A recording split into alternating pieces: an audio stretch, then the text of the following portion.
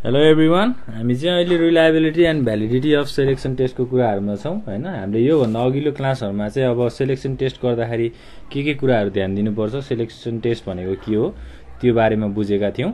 र अब सेलेक्सन टेस्टको टाइप्सको कुराहरू गर्दाखेरि चाहिँ एउटा इन्टेलिजेन्स टेस्ट हुन्थ्यो, त्यसै गरी एप्टिट्युड टेस्ट र पर्सनालिटी टेस्टको कुराहरू छ। अब हामीले चाहिँ रिलायबिलिटी र भ्यालिडिटी हैन, एउटा क्यान्डिडेटहरुमा हुनुपर्ने रिलायबिलिटी के कस्तो हुन्छ र भ्यालिडिटीहरु के कस्तो हुन्छ त्यसको बारेमा डिस्कस गर्छौं। फर्स्टमा हामीले रिलायबिलिटी भनेर हेर्दाखेरि रिलायबिलिटीलाई हामीले के बुझिन्छ त, it is the test of consistency हैन। अब क्यान्डिडेटहरुमा चाहिँ कस्तो खालको कन्सिस्टेन्सी रहन्छ हैन, उनीहरुले जब अब एज अ इम्प्लोइ एउटा अर्गनाइजेसनमा इन्ट्री भइसकेपछिको पर्फर्मेन्स र उनीहरुले दिइरहने अब जस्तै अब टाइम पिरियडहरुमा जस्तै 1 वर्षपछि अथवा 1 इयर पछि चाहिँ उनीहरुले कस्तो खालको पर्फर्मेन्सहरु दिन्छन्, त्यो एउटा रिलायबिलिटीलाई चाहिँ अब त्यो एउटा कन्सिस्टेन्सीलाई चाहिँ हामीले के भन्छौं त, रिलायबिलिटी भनेर भन्छौं हैन। Result obtained from the selection test must be consistent or stable when it is rested time and again। भनेको एकचोटी उनीहरुलाई अब अर्गनाइजेसनमा सेलेक्सन टेस्ट गरेर लिएर आइसकेपछि टाइम एन्ड अगेन चाहिँ त्यसको अब टेस्टहरु भइराख्दा त्यो एउटा कन्सिस्टेन्सी, काम गर्ने एउटा स्टेबिलिटीहरु चाहिँ हुनुपर्छ एउटा क्यान्डिडेट माझमा हैन। क्वालिफाइड क्यान्डिडेटहरुलाई सिलेक्सन गरिसकेपछि अब जस्तै के हुन सक्छ त, हाम्रो रिलायबिलिटी भनेको चाहिँ एउटा इम्पोर्टेन्ट क्यारेक्टरिस्टिक्स भनेर पनि यसलाई भन्न सक्छौं हैन। Important characteristics of selection test भनेको, क्यारेक्टरिस्टिक्स भनेको के हो त, एउटा विशेषता, सेलेक्सन टेस्टको विशेषता which responds to an acceptable level of consistency हैन। क्यान्डिडेटको एउटा कन्सिस्टेन्सीको रूपमा नै हामीले यसलाई भन्न सक्छौं। अब रिलायबिलिटीहरु चाहिँ हामीले 3 प्रकारबाट चाहिँ यसलाई मेजर गर्न सकिन्छ।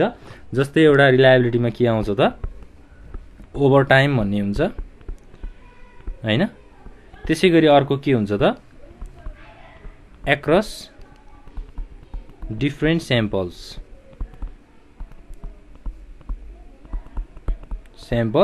र अर्को के हुन्छ थर्डमा, एक्रस डिफरेन्ट रेटर्स हैन। रेटर्स भनेको रेट गर्ने। जस्तै अब ओभर टाइम भनेको के हो त, consistency in result when the test administrator first on Sunday morning and then again on Friday evening. भनेको अब एउटा विकमा सन्डे मर्निङमा गरेको टेस्ट र फ्राइडे इभिनिङमा गरेको टेस्टमा चाहिँ के हुनु पर्यो त, रिजल्ट चाहिँ त्यसको कन्सिस्टेन्सी आउनु पर्यो हैन।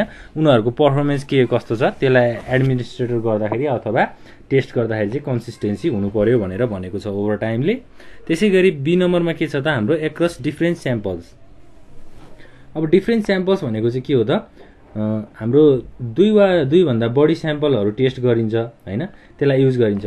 जस्तै एक्जाम्पलमा, when set A and set B of a test of mathematical aptitude yield similar results. भनेको दुईटा स्याम्पल लिँदाखेरि चाहिँ सिमिलर रिजल्ट्सहरु आउँछ भने त्यहाँ हामीले के छ भनेर बुझ्नु पर्यो त, रिलायबिलिटी छ भनेर बुझ्नु पर्यो। जस्तै सन्डे मर्निङ र फ्राइडे इभिनिङको कुराहरू गरेका थियौं हामीले। सन्डे मर्निङमा गरेको टेस्ट र फ्राइडे इभिनिङमा गरेको टेस्टहरुमा के हुनु पर्यो त, एउटा सिमिलर रिजल्ट चाहिँ आउनु पर्यो भनेर भनेको छ। डिफरेन्ट स्याम्पल्सको कुराहरू भयो। त्यसैगरी थर्ड नम्बरमा के छ त, एक्रस डिफरेन्ट रेटर्स। भनेको अब consistency in result when checked rated by 2 or more raters independently. भनेको रेटर्सहरुले अब रेट गर्ने हैन, कन्सिस्टेन्सी लेभललाई चाहिँ चेक गर्ने भनेर भनेको छ। 3टा कुराहरु चाहिँ हाम्रो रिलायबिलिटीमा आउँछ। त्यसैगरी अब अर्को के छ त, भ्यालिडिटी। भ्यालिडिटी जानुभन्दा अगाडि चाहिँ रिलायबिलिटीको एउटा हामीले डेफिनेसन पनि लिन सक्छौं। रिलायबिलिटी भनेको चाहिँ it is the features of selection test. Selection टेस्टको चाहिँ एउटा फीचर्स अथवा विशेषता हो जसले चाहिँ के गर्छ त,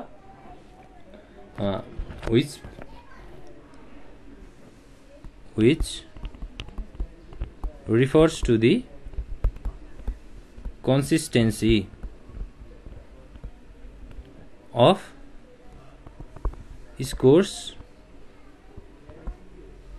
obtained from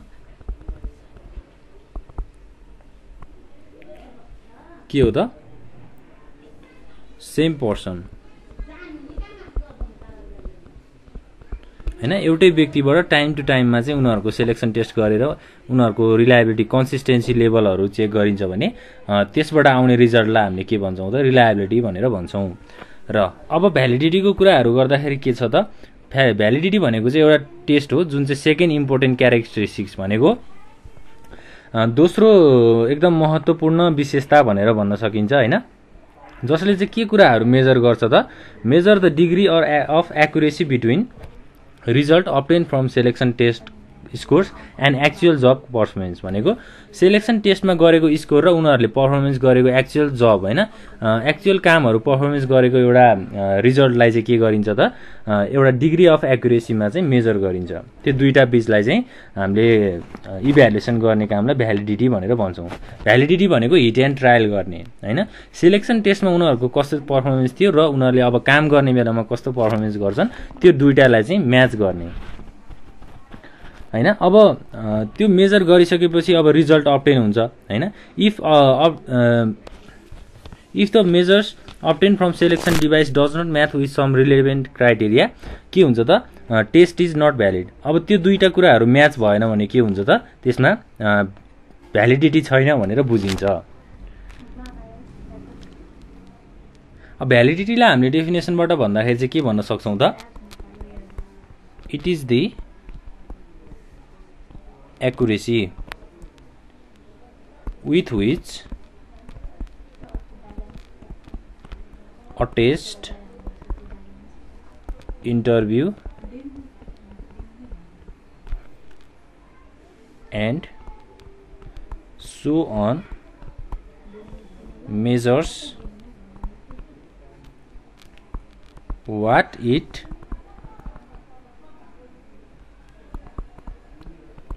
purports to measure or fulfill the functions it was designed to fill हैन। भ्यालिडिटी भनेको चाहिँ एउटा एक्युरेसी रहेछ हैन, with which a test interview and so on measures what it purpose to measure भनेको पहिला डिजाइन भएको उनीहरूको कामलाई चाहिँ उनीहरूले अब एउटा कस्तो खालको कामहरू गरे त्यसलाई मेजर गर्ने एउटा एक्युरेसी डिफाइन गर्ने प्रोसेसलाई हामीले भ्यालिडिटी भनेर बुझ्न सक्छौँ। भ्यालिडिटीको पनि हाम्रो टाइप्सहरू छ हैन, टाइप्स अफ भ्यालिडिटी टाइप्सहरूमा चाहिँ के आउँछ त जस्तै ए नम्बरमा कन्टेन्ट भ्यालिडिटी। कन्टेन्ट भ्यालिडिटी भनेको चाहिँ के हो त refers to the degree to which the content of the test should have been included भनेको टेस्टको कन्टेन्टहरू चाहिँ इन्क्लुड हुनु पर्यो हैन, के को टेस्ट गरिएको हो त्यसको टपिकहरू इन्क्लुड हुनु पर्यो हैन। It means under content validity the test contents of pure sample of task भनेको कामहरूको चाहिँ एउटा फ्योर स्याम्पलहरू लिन सकिन्छ। त्यसै गरी स्किल्स हैन, त्यो जब गर्नको लागि अथवा त्यो काम गर्नको लागि के स्किलहरू चाहिन्थ्यो त्यो कुराहरू पनि के गर्न सकिन्छ त मेजर गर्न चाहिँ सकिन्छ। ल ए नम्बरमा हाम्रो कन्टेन्ट भ्यालिडिटी भयो। त्यसै गरी बी नम्बरमा के हुन सक्छ त प्रेडिक्टिभ भ्यालिडिटी। त्यसै गरी सी नम्बरमा कन्कुरेन्ट भ्यालिडिटी। त्यसै गरी डी नम्बरमा के छ त कन्स्ट्रक्ट भ्यालिडिटी हैन। यी चारवटा टाइप्सहरू चाहिँ हाम्रो भ्यालिडिटीको अन्तर्गतमा पर्छन्। र अब प्रेडिक्टिभ भ्यालिडिटी भनेको चाहिँ के हो त अब प्रेडिक्टिभ भ्यालिडिटीमा चाहिँ के हुन्छ त एउटा एक्सपेक्ट गर्ने प्रोसेसलाई हामीले प्रेडिक्सन भन्छौँ हैन। अब क्यान्डिडेटहरूको चाहिँ के प्रेडिक्ट गरिएको हुन्छ अथवा के एक्सपेक्ट गरिएको हुन्छ त उनीहरूको पर्फर्मेन्स चाहिँ एक्सपेक्ट गरिएको हुन्छ हैन।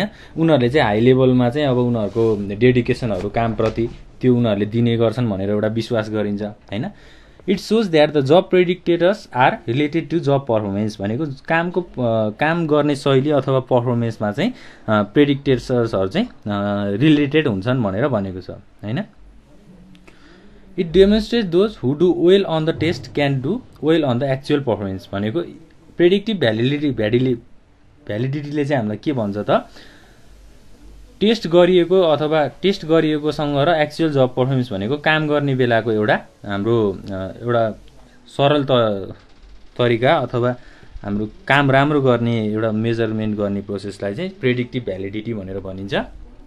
त्यसैगरी अब कन्कुरेन्ट भ्यालिडिटी छ हैन। कन्कुरेन्ट भ्यालिडिटी भनेको चाहिँ के हो त?